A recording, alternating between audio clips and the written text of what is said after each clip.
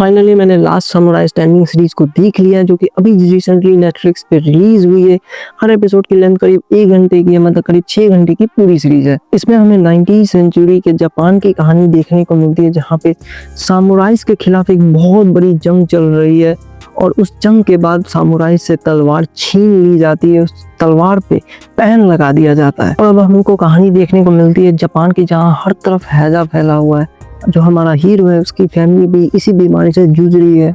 जो हमारा हीरो है उसकी बेटी स्टार्टिंग में ही गुजर जाती है और उसकी बीवी भी अभी इसी बीमारी से जूझ रही है, लेकिन तलवार छिल जाने की वजह से हमारे हीरो के पास ना तो पैसा है, ना ही दवाइयाँ अपनी बीवी का इलाज करवाने के लिए। और एक दिन सभी समुराइज को एक मौका मिलता है, एक बहुत ही बड़ा इनाम जीतने का, और उस इनाम को जीत जाएंगे अगर वो लोग, तुम लोगों को पूरी जिंदगी कभी कोई काम करने की जरूरत नहीं पड़ेगी, वो पूरी जिंदगी ऐसे जिएंगे, इतना ज्यादा इनाम मिलता है। फिर सारे समुराइज पहुंच जाते हैं गेम में पार्टिसिपेट करने के लिए, जहाँ पे इन सभी को एक एक वुडन टैग्स दिए जाते हैं, जिसे 1 पॉइंट कंसीडर किया जाएगा। और उस वुडन टैग को इन लोगों को अपनी गर्दन में पहन के रखना है। और इन लोगों को मिशन मिलता है टोक्यो पहुंचने का, और टोक्यो पहुंचने से पहले इन लोगों को कई सारे स्टेजेस को पार करने रहते हैं। तो टोक्यो पहुंचते पहुंचते इन लोगों को कई सारे चेक पॉइंट्स को पार करने, और हर चेक पॉइंट पे इन लोगों को पॉइंट्स की जरूरत पड़ेगी, और हर चेक पॉइंट के साथ पॉइंट्स भी बढ़ते जाए। अब बात आ जाती है कि हर किसी को एक एक वुडन टैग मिला है, और हर एक वुडन टैग एक पॉइंट कंसीडर करता है। तो अब इन लोगों को अलग अलग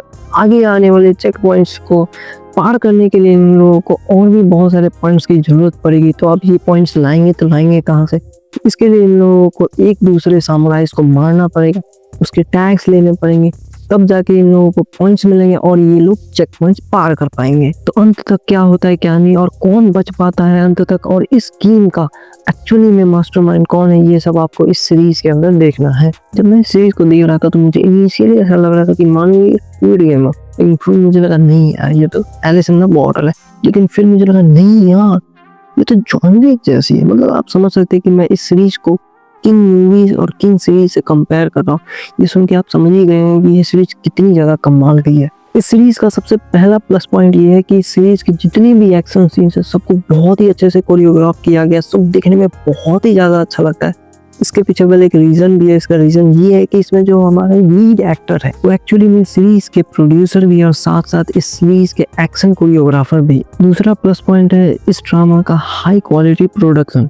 मतलब कि अगर आप इस ड्रामा को देखेंगे तो आपको ये ड्रामा इतनी ज्यादा रियलिस्टिक लगेगी कि आप लगेगा कि आप सच में उस समय में पहुंच गए। सिनेमेटोग्राफी से लेके कॉस्ट्यूम से लेके हर एक चीज एकदम टॉप नॉच रहता है, देखने में बहुत ही ज्यादा रियलिस्टिक, बहुत ही ज्यादा अच्छा लगता है। अब बात करते हैं हम इस सीरीज के नेगेटिव की।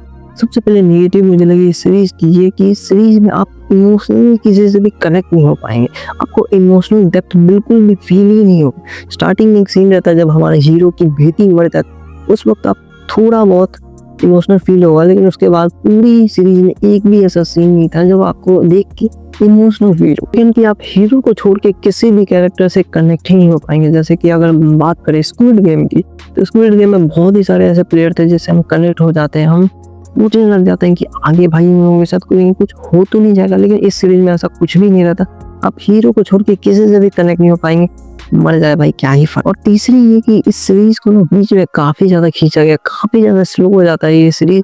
और जब आप इस सीरीज को देखेंगे ना तो आपको ऐसा लगेगा कि इस सीरीज खुद को काफी खींच रही है, क्योंकि इसके पीछे वजह इन लोगों को 2 सीजन लाना, इसमें इन लोगों ने बीच में काफी ज्यादा टाइम पास किया है। फिर लोग अगर कोशिश करते तो इस सीरीज को 8 ही एपिसोड में खत्म कर सकते थे, लेकिन हम लोग क्या ही कर सकते हैं। बट ओवरऑल मुझे ये सीरीज काफी ज्यादा मजा आ रहा था इस सीरीज को देखने में।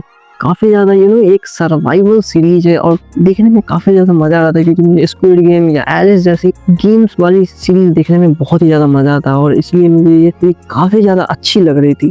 तो इसलिए मैं रिकमेंड करूंगा कि अगर आप लोगों ने इस सीरीज को अब तक नहीं देखा था, आप इस सीरीज को जरूर जाके देखिए। बहुत ही अच्छी सीरीज, आपको बहुत ही मजा आएगा।